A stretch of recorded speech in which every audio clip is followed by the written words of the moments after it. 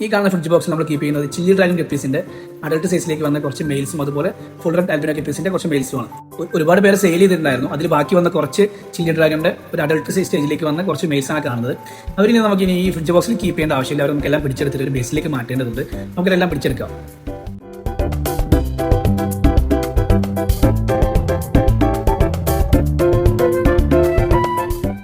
ഇപ്പോൾ ഏകദേശം എല്ലാത്തിനും നമ്മൾ പിടിച്ചെടുത്തിട്ടുണ്ട്. ഇനി നമുക്ക് ഒരു ബേസിലേക്ക് മാറ്റണം എത്ര പെട്ടെന്ന്. അതിനുവേണ്ടി നമ്മൾ ഉപയോഗിക്കുന്ന ബേസിൻ എന്ന് പറയുന്നത് ഇതുപോലത്തെ ബ്ലാക്ക് നിറത്തിലുള്ള ഏകദേശം 100-110 രൂപ വിലയുള്ള ഈ ഒരു പ്ലാസ്റ്റിക് ബേസിനാണ്. ഇതിലേക്ക് നമുക്ക് ഇനി വെള്ളം നിറച്ച് വെക്കാം.